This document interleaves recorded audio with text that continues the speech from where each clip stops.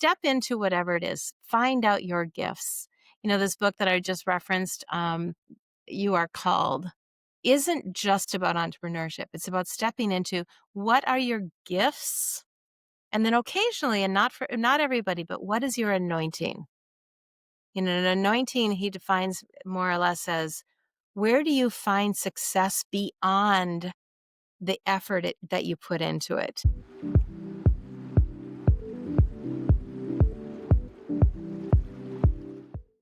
Hey, everybody, and welcome to the show. My name is Tiffany, and I'm the host of Unveiling Journeys. Welcome back if you've seen us before. And if not, oh my gosh, let me tell you a smidge about me. I love people. I love the power of networking. I love getting with people and pouring into them and saying, hey, by the way, is there anybody that I need to know? But by the way, you've just told me your story, and I know so many people that I need you to know. Let's hang out. Can I friend you on LinkedIn and then let's connect to more people? And in that journey, I've met some of the coolest people I've ever met in my life. And this podcast was born because I could not contain myself any longer and I needed to tell the world about them. So buckle up, hang on, watch more episodes and enjoy my guest that I'm going to have on today. So with that, welcome LeAnn. We met through our mutual friend, Olivia.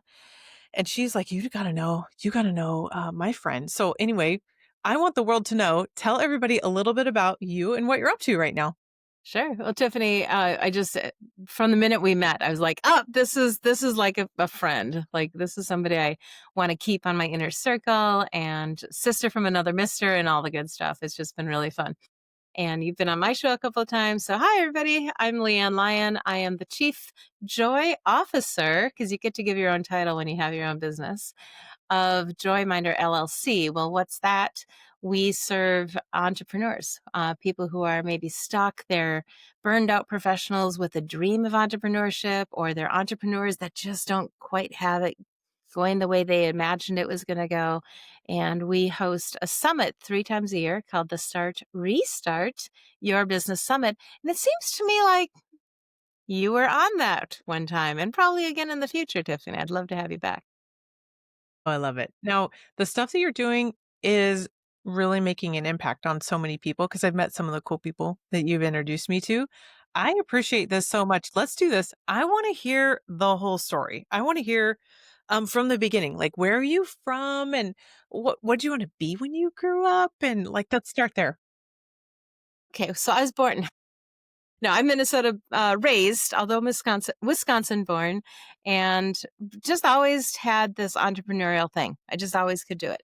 It never bothered me to sell golf balls back to the golfers on the golf course that I grew up near, and be the best at the candle sales and do all this stuff. And it just was natural for me. So you could call that a gift, if you will. When I was 11, fun fact, I sold a computer program that I wrote. It was 5 lines long, written in BASIC, and it was in I'll date myself 100% here, 1980. And there I was. So I've always had a little techie bent. I ended up with a major in math, computer science. I did go into teaching, which was what I played when I was a kid. I love to play teacher. I would make up worksheets. I would get my friends to be my class, all the stuff. And so then I became a teacher after a few life shifts and changes that led me back to teaching, and taught Wait, for what five. grade did you teach? I taught middle school math. No, they're ruthless. I How are love you? You that. are like, that okay, that means you were a killer teacher because if you made it through middle school math, like, all right. You're proving your salt right now. They were my dream class. All of them. Every year was my dream class because they were just a really, really. They're so precious. I did teach 6th grade a little bit for a little while, and I had my instances with 8th grade. And at secondary, you have to actually learn high school too. But 7th graders are my total sweet spot. They're just getting over oh, teacher, here's my rainbows. Like that 6th graders still are kind of stuck in, but they're not as like, I'm an 8th grader. They're just this sweet spot. And from what I hear up in heaven, saints will be right behind me. No, middle school is great. So I taught 5 years, but I also had an inside classroom, which means I had no window. And since I'm Oh, from Minnesota, we don't have daylight between about 8:30 and 4:30. I mean, we only have daylight between 8:30 and 4:30 during the winter. So I would get to school at 7:30 and leave at 5, meaning I'd see no sunshine for weeks. And that was a burnout. But I also had a baby and I didn't want to be away so much. And that eventually got me into sales. Sales got me into entrepreneurship. Like, well, if I can make money for them, I can make money for me. And that kind of led me to Wait, don't the don't journey. don't whiz through this. Hang on. What were some of those moments? Take us through that when you're like, "Wait a second. I am busting my butt for you. I could bust my butt for myself at this point." Those, like, mental shifts that you had that people wanna hear about. Yeah. I was really surprised as much as I was natural with sales as a kid. And even when I applied for my license to become a teacher, when I applied to get into the teaching program, they said, "Well, why do you want to be a teacher?" I said, "Well, I've always liked sales, and sales is teaching. Ultimately, your students are your who you're selling your subject to, why they need to know it, and all the different things. But you're also selling it to administration and parents, and I think it's a really important part of teaching. That's why teachers often make great sales reps. So yeah, you're used to presenting, you're Yeah. already out there, you're already selling, so make the shift and instead of complaining about your income, make the income that you really deserve. Now, not everybody wants to be an entrepreneur, but 41% of Americans do dream of it, however. And so when my husband said, "LeAnn, you're missing the boat. You really should go into sales." I actually did have the kind of cultural response to of "Ooh, sales, that's gross," kind of a thing. You know, that really wasn't me. That was just what culture had kind of put on me. And so but one day I literally, okay, here's a big shift for you. I took a job briefly as working in a school. I was working in their, uh, oh, finance department. So I'm helping to bring in money, all this stuff, whatever. It was fine. But everybody around me, I'm in my early 30s, everybody around me was in their 20s and they would go out for smoke breaks, 15 minutes every hour, they're gone. And I'm alone in the office and I'm like, well, this is fun, but whatever, that's their thing and they're cool with it. I got written up because I came back from lunch like 3 minutes late one time because when I was about to cross the street, I was out there taking my health walk for lunch and I came back 3 minutes late because as I was about to cross the street, a fire engine and fire trucks and ambulances, you know how the light stops and you just can't go across? I was late from lunch and they wrote me up. And I immediately started looking for another job and I got hired as a sales job. And that is the only job that I ever left without giving 2 weeks notice. I laid out my desk perfectly. I told them, I named everything. I put little markers. I said, my calendar was right there. And I said, this is my last day. I'm gone. Weeks later, I ran into somebody. I was like, so how did it all go? Because I still cared about those clients, but not enough to keep me for 2 more weeks. Nobody had touched a single thing on my desk. Nothing had happened. And I heard later that that company, that business actually went out of business as well. Well, I mean, how you do anything's how you do everything, right? Yeah. So, which by the way is one of my least favorite phrases in the world, but whatever. I like when it works. I don't like when it doesn't work because 'cause I'm like, "I'm having a poopy day." I'm like, "I don't do stuff like this all the time," So, like but to nickel and dime over a few minutes and then let people yeah, oh. Yeah. No, it was great. Alright, I got you bumped out the door, luckily, Yep. and onto a sales job. Tell me about Yep. that one. Well, it was living trusts, ironically. If you don't know what a living trust is, I know you do, but I really recommend. I think everybody who has any amount of money or has a mortgage should have a living trust. Find out what they are, find out how to get one, get one. I think Uh-huh. they're incredibly valuable, and I became the number one sales rep in the nation for this company. But it was a startup company, and, initially all my meetings were, in the Twin Cities. I live in Minneapolis, St. Paul. And then in the fall, they expanded to the core plus the suburbs. And then in the middle of the winter, it was like all of Minnesota. And that's not so much fun to start traveling that far. And then some of my colleagues started not getting paid. And I'm like, I'm getting paid, but they're going to pay their highest volume person. And I just ended up saying, I don't think that this is going to work long term. I just could see Yeah. the writing. That's good. I like that you cared about whether they were getting paid or not. Like, wait, I can't carry the whole company. When does the clock tick for me too next, right? What'd you do from there? I mean, you said I'm gonna hang up my hat. Did you give them 2 weeks? You said those are the only couple of weeks. I did, and I went on vacation for a week. So, because you were paid 2 weeks behind, and yeah, basically, I just made sure I got my last paycheck, but I technically worked for 2 more weeks, but they were starting to run out of leads, and that was part of it as well. And so I yeah, I moved on. I threw my hat in the ring for doing windows and roofing, figuring with my math background that would be no sweat. That was awful. It was horrible. I still sold some stuff, but I made it like one summer.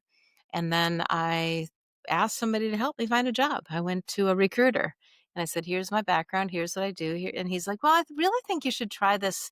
I want to send you over here for an interview." And I said, "I'm really not interested in that." I said, that does not interest me." He goes, "I know. So I'm just sending you over there for just a trial interview." And I went to this place and I had my first interview and they said, "Do you have a little bit longer to stay?" Had my second interview and they're like, "Ooh, we want to interview you a third time, but the person's not here. Can we just do a phone interview like later today?" I'm like, "Sure." But at this point, I was actually sold on their company. You want to hear what it was? Yes, yes. Yellow Pages. No way. I love that. If people don't know what yellow pages are, just ask your mom. Yes, and I thought, "There's no way I wanna sell Yellow Pages, that's dumb," but it was fascinating. It was so much fun because I got to do what you're doing right now, talk to entrepreneurs, find out their dreams, hear their stories, their inspirations, their aspirations, all the stuff that I'm still doing today that you're doing, and I loved it. Oh, and oh, by the way, that little trinket right back there, President's Club, top 1%. Okay. My gosh, I might still have a yellow pages in here. They've just mandatorily sent it out to us. Yep, Like, I haven't gotten one for a few years, but it's real skinny for my little town, but it's okay. yeah, super Oh fun. my gosh. How long were you there? There a couple of years, and then our daughters were in elementary school, or I wanted to spend a little bit more time with them, I'll just say it that way, and so I proposed to them that, "Hey, Yellow Book, I'm already rocking it, I'm already on my way to President's Club again.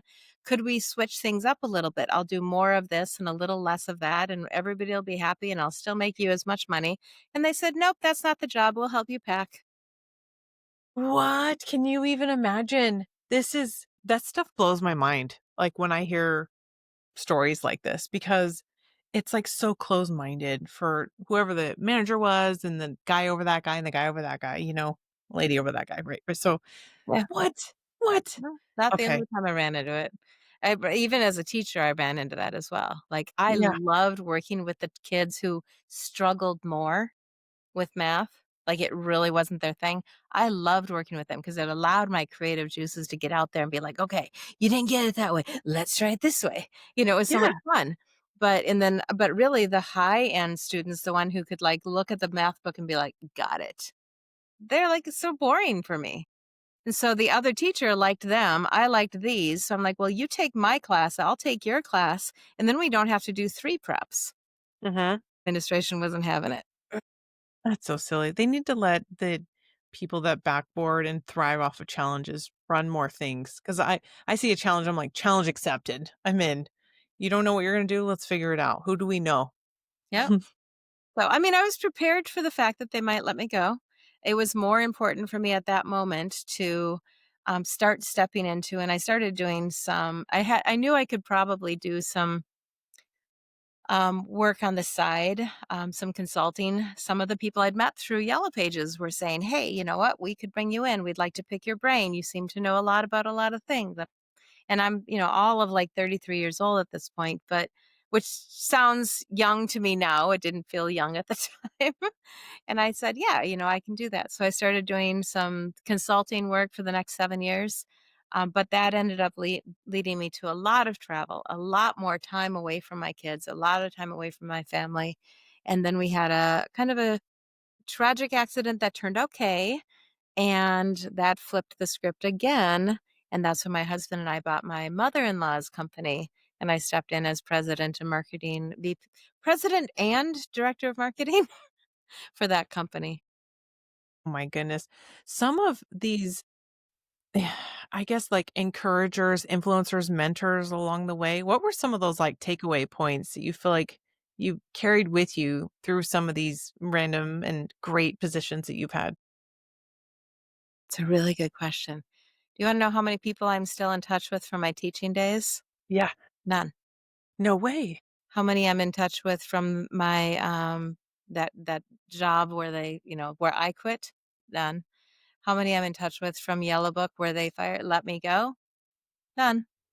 Wow. Um, Now I learned things certainly along the way, but a lot of times I think this is the journey of entrepreneurship. A lot of times it can be very lonely, and you Yeah. end up just being on your own. That's kind of where I'm at right now, is reconnecting to the fact that we're not supposed to be isolated. We are community driven people and relationship driven creatures. And so sometimes being that isolated isn't the best. The other thing is that I've always been pushed into leadership roles no matter what, no matter where I go. I stepped into a Toastmasters class when I wanted to become better at speaking. Was there for about 6 months, nailed all my things. I'm like, boom, boom, boom. I'm doing a speech every other week. I mean, I got it done. And 6 months later, I'm like, I'm good. Thanks. It's been fun. And the guy pulled me aside. So I think you should be the next president. I'm like, nope, I'm leaving. He goes, that's fine. Tell me who in Love this that. room should be the next president. And there just really wasn't there just wasn't another leader in that room. I mean, I hate to say that, but not everybody is cut out to be a leader or has the organizational skills to do that. And so I was a president of Toastmasters for a year. No way. They And talked you into it because they said who else is in there and you identified no one, so you put yourself in the role? sadly, yeah, I I think we identify in that personality trait. We're like, "I don't wanna lead, but no leaders show up. I will lead. Like, I just lead. It's fine." just I'm showing off my little past president. I think I have another one in here too. Yeah, we actually ended up winning awards that year too. It's awesome. Um, so yep, got my little icons here, my lapel pins, which I wonder if they even do that anymore. I think they do. I joined a virtual Toastmasters and we did a they were in Dallas, but we always met virtually and every now and again, Christmas they'd meet, but yeah, they're like, have you been doing this for a long time?" Like, "I mean, no." They're like, "Do you wanna be leadership?" I'm like, "No." Same Yeah. thing. Oh, that's awesome. The Alright, so exact same thing you with leadership. So, you I leadership is like that you keep showing up. Like, there's discouragement, but there's also encouragement. Like, I like that you say, "I prepared myself for this decision that I knew that I need to make for myself and my family, which comes before work," and that you were prepared for it to go either way, hoping it would go one way, but you were like, "All right, this is the hand that I'm dealt right now. I'm just gonna press forward and know that I made the right choice to stand up for the time with my kids," right? That's incredible. Well, this eventually circles back around to where you're at now. Tell me what were some of those connecting dots to get you back to where you are now? well, so I told you we took on my mother-in-law's business and I ran that. Again, I had this background in technology and website development, and during that time, now social media shows up. So I've been developing websites since 1999. Literally went to learn HTML with a baby in my arms. My mom met me in California so she could hold her granddaughter, which she didn't mind. And then she could just bring me to her as needed for, times. And I could stay focused on the class.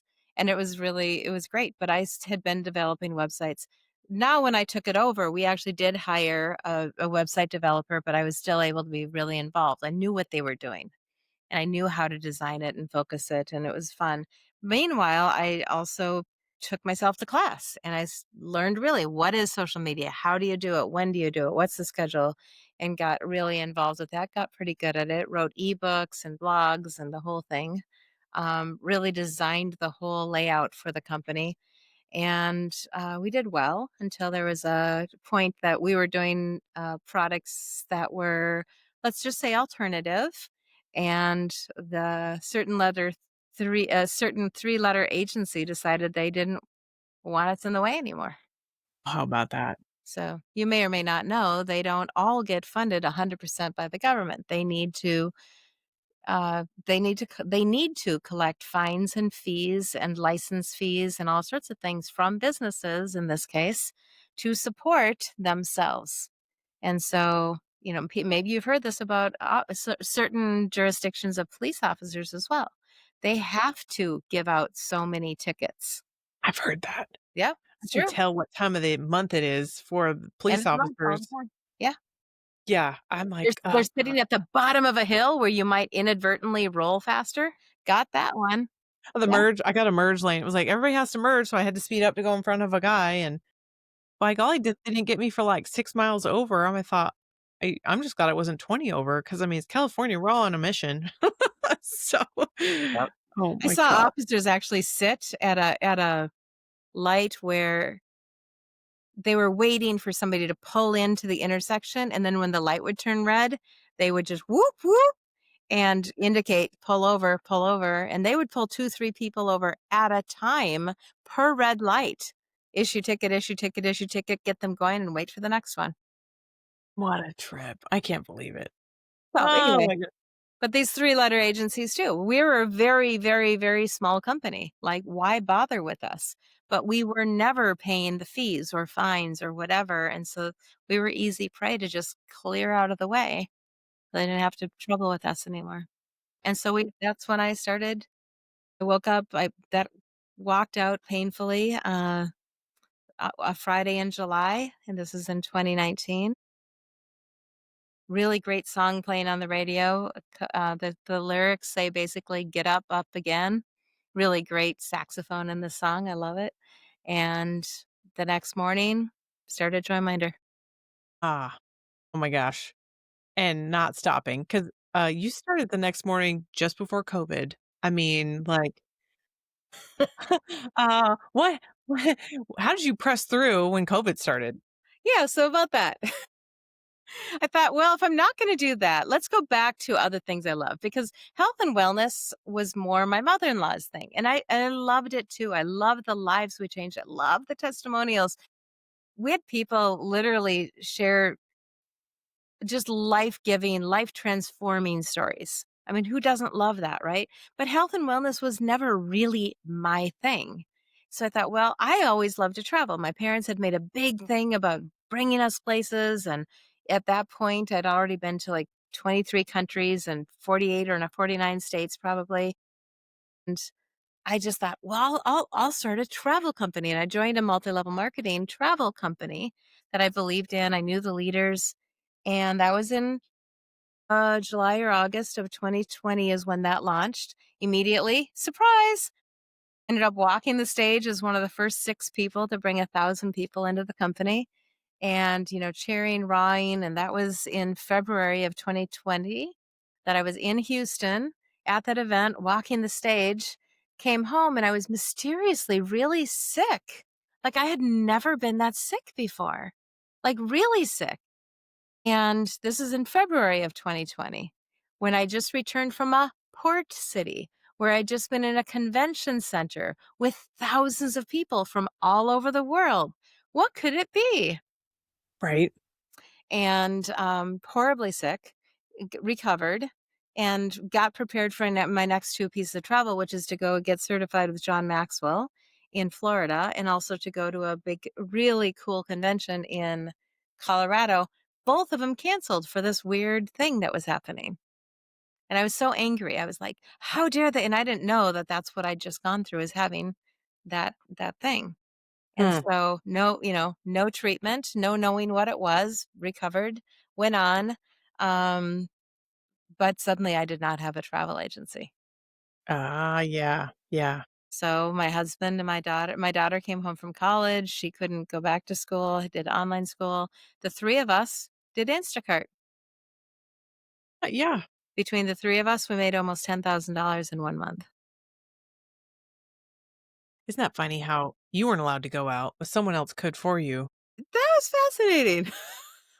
I mean, Because I I mean, my husband worked for Frito-Lay, so he had an actual in California, a piece of paper that said, "No, no, I'm a" what's it called, "worker?" I'm a mandatory or yeah, necessity worker. I forget what it was, yeah, but I remember now. because also they put a that you're not allowed to go outside after a certain time, and he's having to go to work at 2, 3 in the morning, and they're like, "No, no, it's a curfew."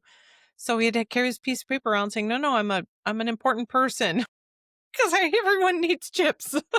So funny.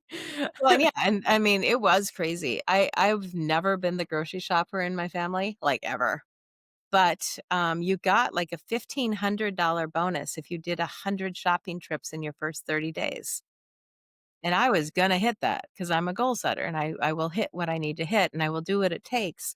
But 100 shopping trips, I'd never done that many in my life, and here I am in March to April of 2020 doing shopping trips for other people, lots of liquor runs, huge volumes About of that. liquor runs. Yep, You yep, know how back in the day you call it like the college, the freshman 15, you either lost 15 or gained 15. I feel like people went the same way. You either got the COVID 30 or the COVID 30. Like you lost it because you finally ordered protein or you gained it because you ordered ice cream and alcohol, right? yep, yeah. Oh, that's So awesome. that's, it was again like, okay, now what do I do? And granted, travel has come back, but now we have AI, and that's a whole nother shift we could talk about, and that's very integrated into what I'm doing now. But I had to again kind of reinvent myself. In July of 2020, I came across a technology that I just realized was really an important step up for beginning entrepreneurs, especially network marketers. But really, at that point, I saw it for any entrepreneurs, including real estate agents, real estate brokers. In fact, I built out an incredible system for a local real estate broker. They didn't end up buying it from me, but funny, I actually have a conversation with that person coming up later this week, and I'm really looking forward to it. So it's the relationships you build, right? Yeah. But it was recently my birthday, and he'd reached out, and I was like, "Hey, what's new?" Yeah. It's all about those relationships. I agree 100%. And there's some people are just thinking, "Wait, I wanna be your friend. I wanna know what you're up to next. I wanna be on your show. Like, I wanna know what you're all about. Like, where do you want people to come find you?" Well, I'm in the middle of a rebrand at the moment. In the next couple weeks, I'm probably still going to be in the rebrand, but go to leannlyon.com. And my name has 5 letters, Leann. Lyon is Lyon, but it's pronounced like the animal, and .com. From there, you'll probably always be able to find links to whatever I'm doing. I'm certainly always going to keep that. I have a couple of versions of my Joyminder website right now. But if you type in LeAnn Lyon to Spotify or Apple Podcasts, I was recently on the Los Angeles Tribune Summit. That was really fun. You can find me on YouTube that way as well. And I have a lot of stuff on YouTube, doing a lot of focus over there and on my podcast, which is called Beyond the Business Plan. Ooh, yeah, that's a really good title. Thank you. Uh, uh, Tell me, this is some of my favorite questions I like. Okay, darling. That's my 5-year-old saying hi. Um, my favorite questions I like to ask are, "Why do you keep, trying so hard for your clients and your business and you keep showing up? Like, why? Why?" Thank you. I'm currently listening to a book by John Bevere. Yeah, you know him? Yeah, I know. Yes, you introduced him to me, and I can't get enough of his books. Thank you. I'm forever indebted to you. I've got several behind me. I'm gonna look up this particular one because I just, was diving into it, but I'm absolutely in awe of it as well, and it's called, You Are Called, and so it's really diving into now you think, but that I would know what I'm called for, but you're always evaluating a little bit. I love his stories and I could repeat them ad nauseum right here, right now, but you probably don't need that. Just go read his books. They're great. But You Are Called is really excellent. And he talks in there about being a hard worker. He said, Lisa and I have always been a hard worker. And, I am too. There is no word in the Bible for retirement. That's It's a a, it's trip. a, it's really an American made concept. And it really came around when we started offering retirement or invest here so you can retire, do this so that you can retire. And it was a big thing that was talked about, but it had never really been a real concept. I mean, when did you hear about farmers retiring? Or they do now, maybe, but usually it was they passed it on to the next generation, right? And so hard work is really what we're made to do. Even Adam and Eve worked taking care of the garden. They were called to take care of the garden, take care of their children. And so it's meant we're meant to work. And we're never really meant to not work. Now we can change what we do. I know people who in their younger years are like, yeah, big strong men, and they're like, I'm going to do construction. Well, your body wears out. And so we move into now I'm in my later 50s, and you you realize, okay, I'll embrace that age of wisdom where now I can impart some knowledge to other people. It's still work, and it's worthy work, but we're equipped for it in our later 50s, not in our early 20s. Right? Right. The life coach who's 23 years old, and I'm like, "You're still fighting with your mom. Are you kidding? You still think you know everything. Get over that hump first." For sure. I agree.